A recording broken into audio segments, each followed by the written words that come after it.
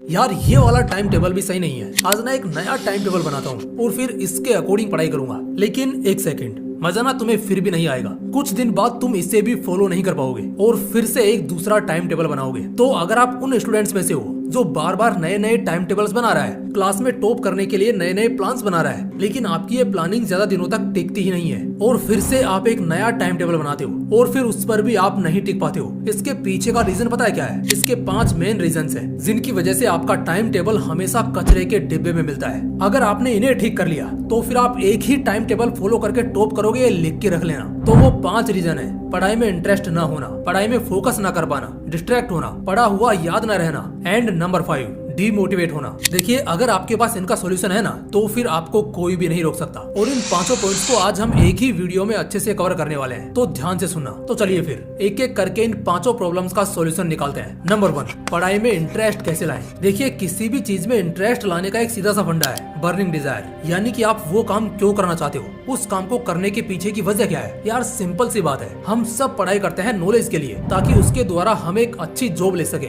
और उससे हम अपनी फैमिली को एक अच्छी लाइफ दे सके। लेकिन इसके अलावा भी हमारे पास एक बड़ी वजह होती है उस काम को करने की। जैसे आपके किसी फ्रेंड ने आपसे कहा कि यार 90+ लाना तेरे बस की बात नहीं है, तू उसका तो सपना ही छोड़ दे। या मार्क्स को लेकर किसी ने आपकी इंसल्ट की हो, या फिर आपके पेरेंट्स से किसी ने कहा हो कि तुम्हारा बेटा तो नालायक है, वह कभी इस एग्जाम को पास नहीं कर पाएगा। तो हो सकता है आप उन लोगों को गलत प्रूव करना चाहते हो और यह साबित करना चाहते हो कि आपके अंदर भी वो काबिलियत है जिससे आप जो चाहे वो बन सकते हो, जो चाहे वो हासिल कर सकते हो। तो याद करो उस दिन को जब आपसे किसी ने ये सब कहा हो कि यह काम करना तेरे बस की बात नहीं है, और उस बात को विद डेट अपनी डायरी में नोट कर लो और हर दिन उस नोट को देखकर कहो कि मुझे एक दिन तुम लोगों को गलत साबित करना है। और हर दिन ऐसा करने से आपको वो बात हमेशा याद रहेगी कि यार मुझे उन लोगों को गलत साबित करके खुद को एक अच्छे मुकाम पर देखना है और उसके लिए मुझे पढ़ना होगा। इसलिए पढ़ाई में इंटरेस्ट बनाने के लिए आपके पास एक बर्निंग डिजायर का होना बहुत जरूरी है, क्योंकि एक बर्निंग डिजायर किसी भी इंसान से वो करवा सकता है जिसके बारे में वो सोच भी नहीं सकता। नंबर 2, फोकस होकर पढ़ाई कैसे करें। देखो, जब आप पढ़ाई करते हो तो ये चीज काफी ज्यादा मैटर करती है कि आपके आसपास का एनवायरनमेंट कैसा है। अगर आप एक ऐसी जगह बैठकर पढ़ाई करते हो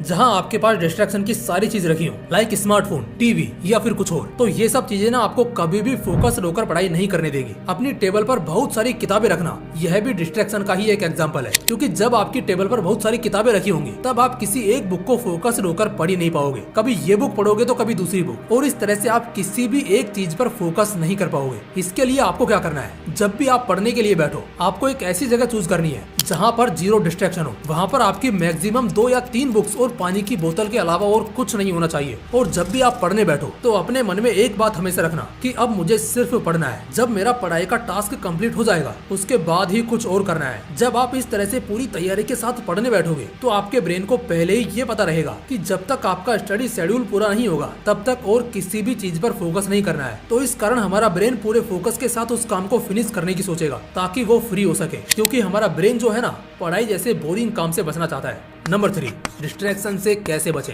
अगर इस दुनिया का कोई सबसे बड़ा डिस्ट्रैक्शन है तो वो है स्मार्टफोन। डिस्ट्रैक्शन का 70-80% हिस्सा केवल स्मार्टफोन कवर करता है। इसकी वजह से social media addiction, online chatting addiction, gaming addiction और ना जाने कितने तरह के एडिक्शन हो जाते हैं। अगर आप अपने स्मार्टफोन से थोड़ी दूरी बना लो ना, तो आपका 70 से 80% डिस्ट्रैक्शन तो अपने आप ही खत्म हो जाएगा। आप इसे दूर रखना तो चाहते हो लेकिन दूर नहीं रख पाते हो और खुद को कंट्रोल नहीं कर पाते हो। लेकिन डोंट वरी, अब मैं आपको एक ऐसी टेक्निक बताने वाला हूँ जिसका यूज करके आप स्मार्टफोन के डिस्ट्रैक्शन को काफी हद तक कम कर सकते हो। आपको क्या करना है, अपने फोन का होम स्क्रीन पासवर्ड अपने माँ या पिताजी से चेंज करवा लेना है और उनसे बोलना है कि अगर मैं आपसे पासवर्ड पूछूं तब भी आपको मुझे पासवर्ड नहीं बताना है। और जब आपका स्टडी शेड्यूल पूरा हो जाए तब आपको अपने पेरेंट्स से 1-2 घंटे के लिए पासवर्ड पूछ लेना है। लेकिन ये काम आपको तभी करना है जब आप घर पर हो। एक दूसरा तरीका और है, ये भी आपका डिस्ट्रैक्शन काफी हद तक कम कर देगा। उसके लिए आपको अपने फोन में जितने भी फालतू के एप्स हैं जिनमें आपका सबसे ज्यादा टाइम जाता है, उनमें आपको टाइम लिमिट सेट कर देनी है कि इससे ज्यादा मैं इस ऐप को यूज कर ही नहीं सकता।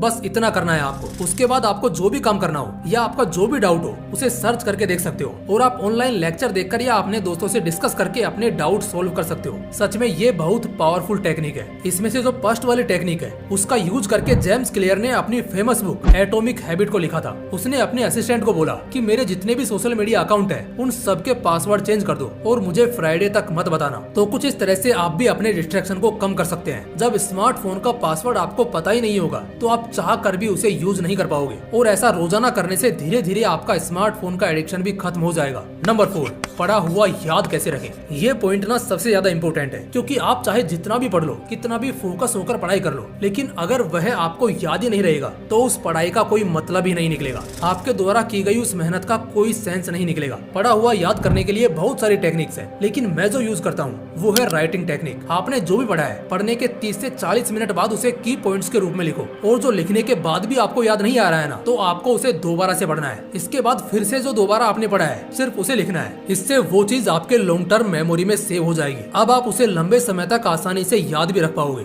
नंबर 5, अपने आप को मोटिवेट कैसे रखें। देखो, हम सब इंसान हैं और हमारे इमोशंस बदलते रहते हैं। हम अपने आप को एक जैसा नहीं रख सकते, लेकिन हाँ, हम कुछ छोटे छोटे ऐसे स्टेप्स ले सकते हैं जिससे हम अपने आप को मोटिवेट रख सकते हैं। जैसे कि आपको हर दिन छोटे छोटे गोल्स बनाने हैं कि आज मुझे इतने चैप्टर्स कंप्लीट करने हैं या फिर इतने टॉपिक्स रिवाइज करने हैं। आपको गोल हमेशा छोटा बनाना है और पढ़ना ज्यादा है, क्योंकि जब दिन के लास्ट में आपका गोल पूरा होगा ना, तब आपको एक अलग ही खुशी मिलेगी। आपके अंदर मोटिवेशन आएगा कि यार, आज मेरा जो भी गोल था मैंने उसे कंप्लीट कर दिया है, और अगले दिन आप और भी ज्यादा पढ़ाई करने की कोशिश करोगे। और अगर आप डेली के गोल को पूरा नहीं कर पाते हो तो आपको डीमोटिवेट नहीं होना है, क्योंकि यार बस गोल ही तो पूरा नहीं हुआ है, कोई लाइफ थोड़ी खत्म हो गई है। आज नहीं हुआ तो कोई बात नहीं, कल पूरा कर लेंगे, कल पूरी ताकत लगा देंगे। इस तरह से आपको हमेशा अपने ब्रेन को पॉजिटिव सिग्नल देना है ताकि आप हमेशा मोटिवेट रह सको। तो गाइस, इस तरह से आप इन 5 प्रॉब्लम्स को सोल्व करके अच्छे से बिना डिस्ट्रैक्ट हुए पढ़ाई कर सकते हो और एग्जाम में धमाका कर सकते हो। क्योंकि आपका रिजल्ट कैसा आएगा ये इस बात पर डिपेंड करता है कि आप आज कैसे एक्शन ले रहे हो। बाकी अगर आपको ये वीडियो पसंद आई हो ना, तो भले ही इस वीडियो को लाइक मत करना, लेकिन कम से कम अपने एक फ्रेंड को शेयर जरूर करना। मैं चाहता हूँ कि ये वीडियो हर एक स्टूडेंट के पास पहुँचे जिसको इसकी जरूरत है। अगर आपने इसे अपने एक फ्रेंड को भी शेयर कर दिया ना, तो समझो आपने अपना कर्तव्य पूरा कर दिया। अब उसकी बारी है। तो दोस्तों, आज के लिए बस इतना ही। मिलते हैं नेक्स्ट वीडियो में। तब तक के लिए जय हिंद, जय श्री कृष्णा।